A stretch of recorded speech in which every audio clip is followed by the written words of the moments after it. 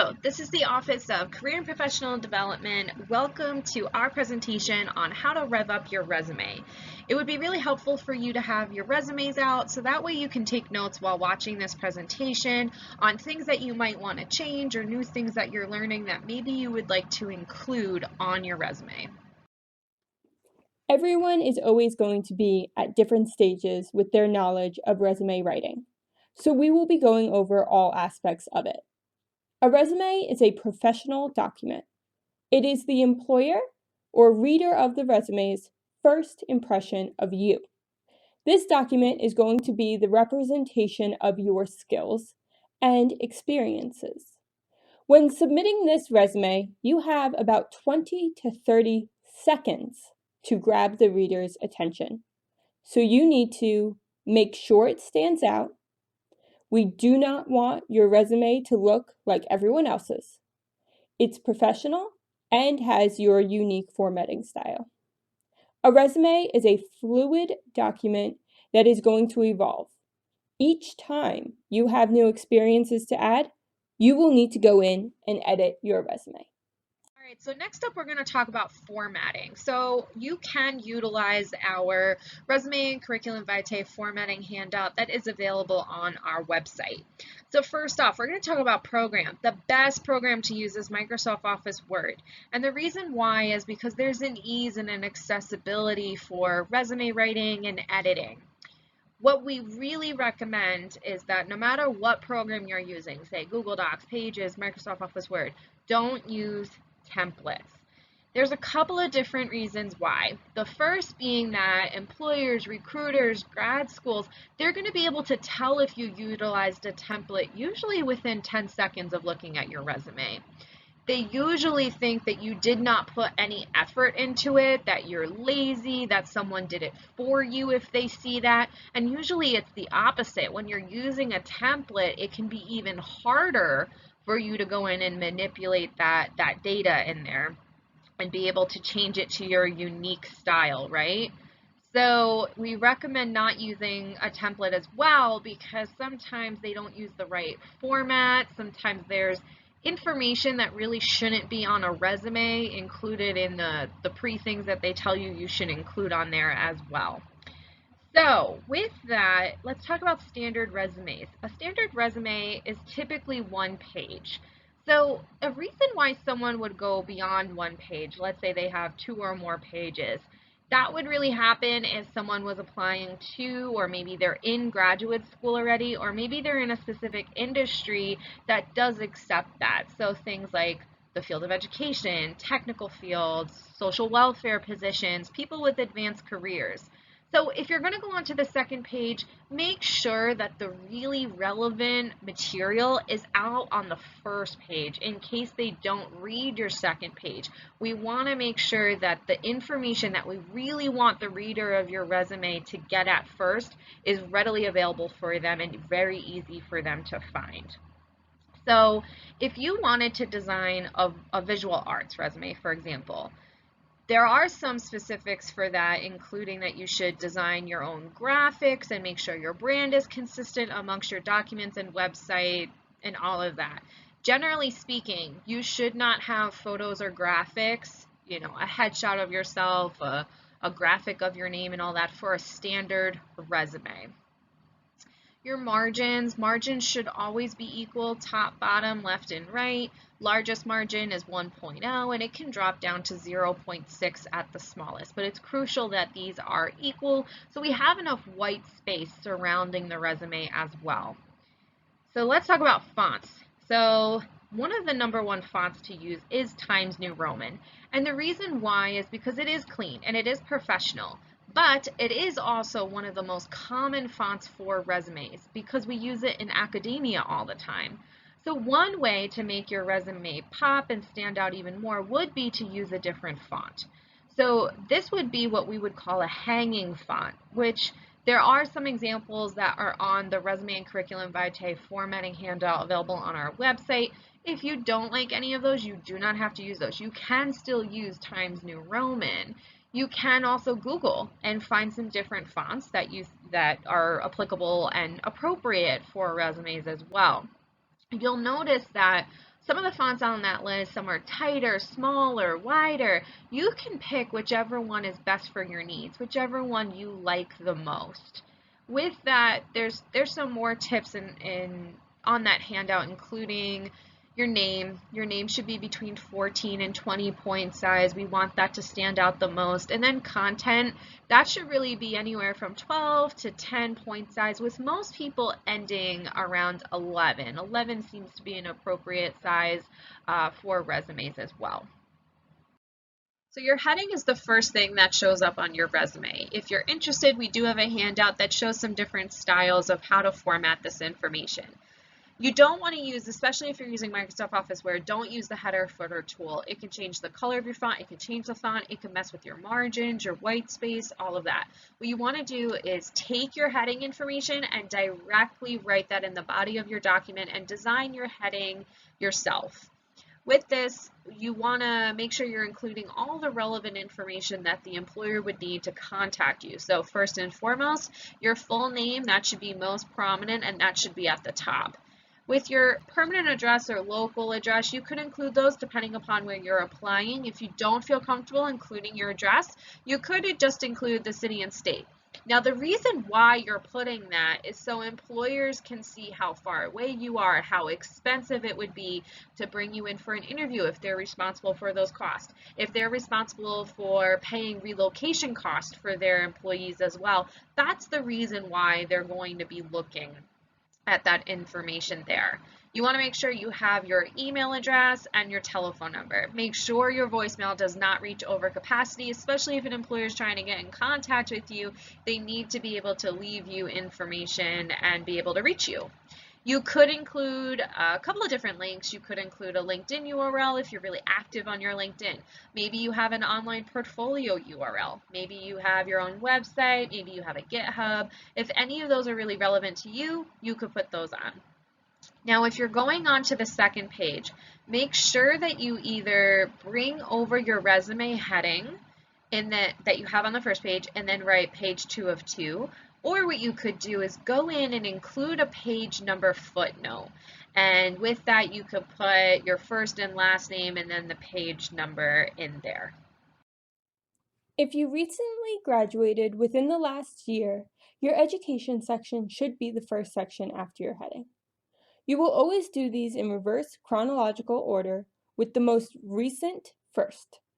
The first thing you need to include is the full title of the institution. Next, you will list the degree, then major, then any minors or concentrations, and finally, the month and year of your graduation. Sections that are possible to include are your GPA, honors, and relevant coursework, but this is for people that have graduated recently. When you list relevant coursework, make sure you are writing out the full titles of the classes, not the course codes. Relevant coursework can show employers that you have foundational knowledge in the area or field, and even though you might not have professional experience yet, you have studied and analyzed it in the classroom. When adding study abroad, you could also include your coursework or internships you might have done there. If you're listing another school, then you'll make sure you follow the same format as the one above. Do not include previous colleges from which you transferred if you do not have a degree from there. On your resume, you want to differentiate your experiences by breaking them up into different subsections. On the resume and curriculum vitae formatting handout, there are some examples of subsection headings. When you have different sections, you can order these in order of importance. One of the benefits of this is if you have some relevant experience, but it might be older, you can put it in an experience section and bring it up higher. You can design these however you want, but make sure they stand out. You can bold them, underline them, add in line symbols to go all the way across, put them on the left or in the middle, etc. On the resume and curriculum vitae formatting handout, you can see the information you need to include. You can list the items however you want. 1 line, 2 lines, title first, employer first. Be sure that you are consistent with how you format the title, employer, location, and dates. So when you're writing your bullet points about these experiences that you have, there is a specific way to do so. These should be written in third-person narrative in fragmented statements. So that means no I or my type of sentences or statements on here or phrases. So here's an example. I served food and beverages to customers. This person is in a waiter position. So trying to transform this into, let's try and lengthen it, let's try and make it more professional, let's use some action verbs in here. Here's what we could end up with: engaged with customers professionally and marketed menu items to ensure a positive dining experience. So when you go to write all of these for every single experience that you have, when you place these in here, you want to do reverse chronological order. That means that you're going to start with the most recent position at the top and the oldest at the bottom. You're going to repeat that reverse chronological order for each subsection on your resume. If you have two positions that are still present, you're going to want to look at when you started them to decide which one should go first. Which one did you start more recently? Now, let's say you have two positions and they are still present and you started them at the same time. Then you decide which one you want to place first and which one you want to place second. So to write about these experiences and putting those into those action-oriented descriptions, you're going to write about these in bullet point format. There is no rule for how many bullet points that you need to include. You could have a position with 5 bullet points, one with 2 bullet points, one with no bullet points. When you go in, you have to decide what you think is going to be most important and relevant to the reader of your resume, and especially if you're applying to a job, what's going to be most important about that experience that you have, and what are we going to take up space writing about in these bullet points. So with this, you really want to focus on the tasks and duties, what it was that you actually accomplished. That's what we really need to detail here. So really think about what that actual task was and how you did it, and really what was the purpose of you doing this task so you can show any results, right? So when you're beginning the statement, really try and use a variety of action verbs. That'll really catch their attention. And then lastly, when you go to write about these, if you have a job that ended, meaning it's in past tense, you need to write about it in past tense as well. If you have a present job, we're going to write those action-oriented descriptions in present tense then. Sometimes you will have multiple positions with the same employer, but maybe in different departments. So this is an example of a type of format that could be really beneficial, especially when you're trying to be effective with your white space in the middle of the resume. So you could put the name of the employer at the top, and then next to your titles, you can put the department that it was that you worked in. So this example down in here shows that University at Albany was the employer, then it shows their title, and then it shows the department in which they worked in. This example doesn't include the city and state of the employer, the actual location, because it's the University at Albany, and this person, as an example, already wrote it in their education section. So normally you would still be including the location. So sometimes you might have multiple positions within the same organization or the department or the club. So right here, this is an example of someone who joined this club first, and they joined as a member, then they were a secretary, and then they were a vice president. With this also showcases the different duties that they had in each of these roles, and this also can showcase that you had growth and that you took on different positions within the same organization or the employer. Resume documents can showcase skills in addition to experiences, such as the ones listed on this slide. Depending on what you're applying for is how you would decide where your skills should be. For example, if you are applying to a computer science job, it would make sense for your technical skills to be up higher on your resume, as that is going to be of importance to the employer. Additional skills are referred to as soft skills, and these are great but should not be listed on the resume. Instead, They can be showcased in your cover letter, bullet points for positions. An example of this would be presented on X for 30 plus students and faculty once a week. Soft skills can also be showcased through your LinkedIn profiles and through interviews. In the skills sections, sometimes people will add certifications and interests if they feel it is relevant to what or where they are applying. Be sure to write your linguistic fluency when listing language skills, because if you just write the language, the reader will start to assume your proficiency. If you are going into a field that requires you to have some advanced technical skills, this is one example of how you could list those out.